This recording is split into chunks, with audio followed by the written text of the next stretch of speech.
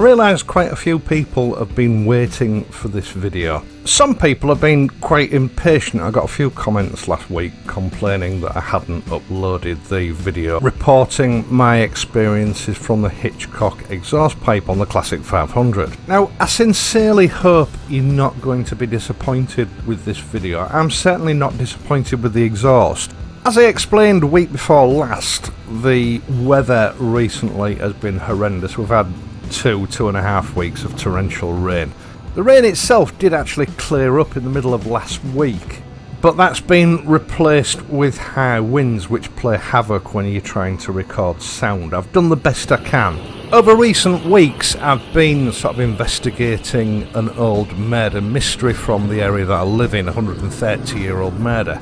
A murder that has some connections with Jack the Ripper from that London back in the same period of time. It's taken a lot more research than I ever imagined it would, so I was way behind on that project. And I've basically been filming constantly from Friday right through to Sunday evening, trying to catch up on that project and get this project onto memory cards so that I can make today's video. So please accept my apologies for the length of time that it's taken to get this video up. Now, after I published that video a couple of weeks ago, a few people mentioned in the comments section that Hitchcocks were out of stock for this exhaust. So I did actually get in touch with them last week. Apparently they normally have a very plentiful supply of these pipes, and it was just sod's law that on the day I published the video they temporarily run out of stock. As I pointed out in the last video, these pipes are made in England, but Hitchcocks don't do their own chroming, and they were waiting for a batch to come back from the chrome platers, which actually arrived on the day I published the video, and they were back on the shelves by that evening. Now, if you are interested in procuring one of these pipes for your bullet, I will leave a link in the video description down below. This Hitchcock exhaust has been fitted to the bullet now for I think just over a month, and I've covered somewhere between 300 and 400 miles on the bike, both with the baffle fitted and without it. Now, first of all, how is the exhaust standing up? Well, actually, it's standing up very well. I've had no issues with anything shaking loose, which sort of in the back of my head I thought I might have, because I didn't use any Loctite on any of the fasteners, because as I've said before, I was in a bit of a hurry when I actually filmed the fitting of the video. The exhaust has remained absolutely solid with no problems whatsoever. The chrome finish so far is standing up very well, although to be fair it's not had a lot of weather thrown at it yet.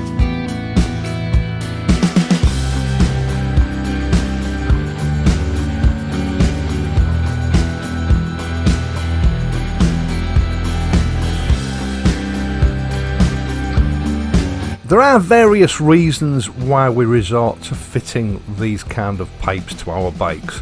The most obvious reason being the reduction in weight. The standard pipe had the catalytic converter fitted actually in the silencer, although I believe there is a secondary cap fitted in the header pipe, which obviously with this conversion we haven't done away with. Either way, the OEM silencer is extremely heavy. And although I didn't actually weigh both items, I reckon the Hitchcock pipe is at the very least a third the weight of the OEM pipe, possibly even as little as quarter of the weight of the OEM pipe. So straight off the bat we've shed a lot of weight from the bike. But there are other benefits that we often don't think about. This unit construction engine was designed for fuel economy, as well as low emissions. This means that it's a lean burn engine, so even just under normal use it tends to run very hot, noticeably hot. And as I've discovered with other bikes in the past, restrictive exhausts tend to harbour more heat than free-flowing exhausts. In a restrictive catalysed pipe, the exhaust gases have more contact time with the exhaust system, and their restrictive nature means that the engine is unable to get rid of heat as efficiently as it could. One immediate effect that I noticed with this pipe, and this is subjective because I haven't actually measured the temperatures, is that the engine does seem to run cooler. Without a doubt, it is noticeable that the engine casings are not radiating as much heat onto my legs as they were before. And for any air-cooled engine, that can only be a good thing. Now, I've filled the fuel tank up twice since I changed the pipe, and I've not noticed any difference in fuel economy. It's no better and no worse than it was. I'm still getting well over 90 miles to the gallon. There is, however, a very slight difference in performance. And once again, this is subjective. It's down to personal perception. The Bullet is definitely not a bike that was ever built for performance, but there is noticeably more oomph in the mid-range. I'd covered close to 1,000 miles before I changed these pipes, so I'd got a pretty good handle on how the engine performed and behaved. In top gear, once you pass the 40 miles per hour mark, the engine does get into its stride, and that's when it pulls the strongest. And this surge in pulling power lasts until about 55-60 miles an hour, and from there it gradually trails off.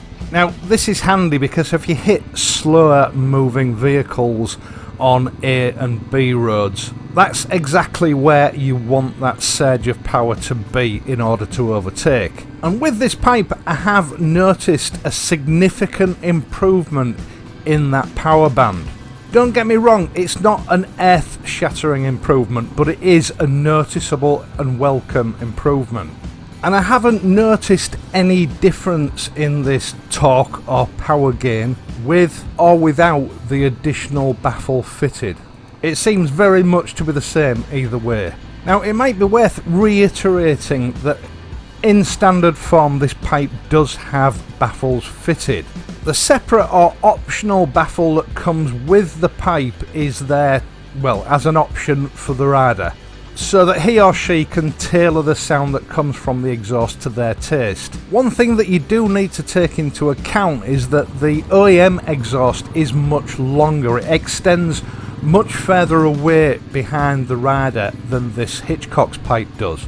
So from the rider's perspective, the OEM pipe is very quiet, although bystanders may have a different opinion. The closer proximity of the outlet from this pipe to the rider does make it sound much louder, without being too obnoxious. Now again, from the rider's perspective, there is quite a marked difference between this pipe without the optional baffle and with. Although, to be honest, with the sound checks that I did with and without, I struggled to notice any real difference. That might be down to the recorded audio. I mean, it was struggling that day because of the high winds. Now, initially, I rode the first couple of 100 miles without the baffle fitted. The sound was pleasing enough, but to me, it sounded just a little bit too raw and rough. Ordinarily, raw and rough would suit me down to the ground, but for some reason, it just didn't seem to fit the character of the bike to me. A big single is a very different animal to the twins that I'm used to riding. And as I've said, it is just my personal preference, but for me it didn't suit the character of the bike. But that obviously is not going to be the same for everyone. I much preferred the sound with the additional baffle fitted. It seems to sort of polish the exhaust note and creates a sort of deeper, more well-rounded sound that I personally prefer. Now, here we go with the sound check. It's pointless trying to do a sound check with the bike at a standstill. It needs to be under load. I carried out multiple runs to try and get the clearest sound possible, but as you'll hear from this video, it was difficult. I had the wind filters set up to maximum on the camera. The PCM recorder just couldn't cope with the wind at all. And I have had a go in post-production at removing some of the wind noise. Unfortunately, if you go too far, it does start to affect the exhaust note, so I've only done minimal noise reduction.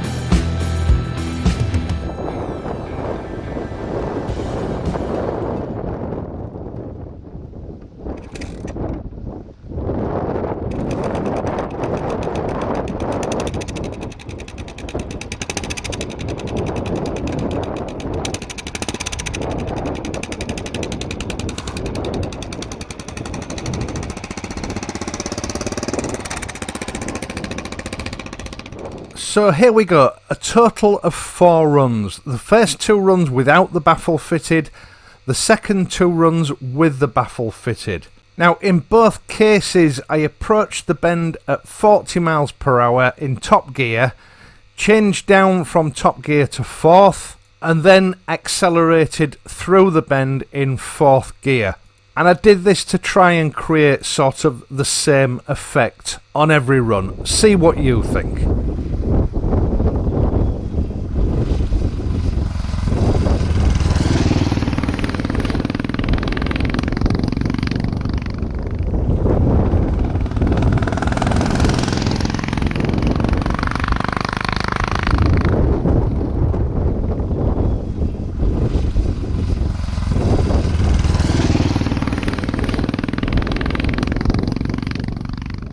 So that was without the baffles fitted. Now the same runs but with the baffles fitted.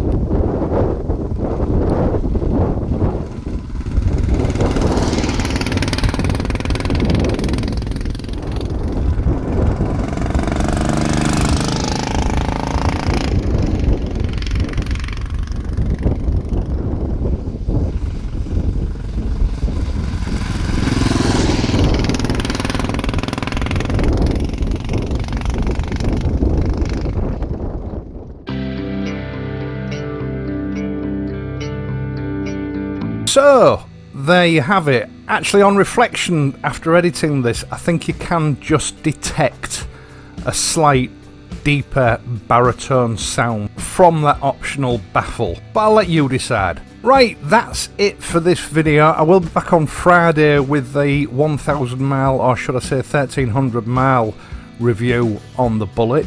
So try not to miss that one. Once again, thank you so much for taking the time to watch this and my other videos, and in doing so helping to support this channel. I really do appreciate the time that you put aside. I hope you've enjoyed this video and found it useful. If you have, please leave a like and subscribe to the channel.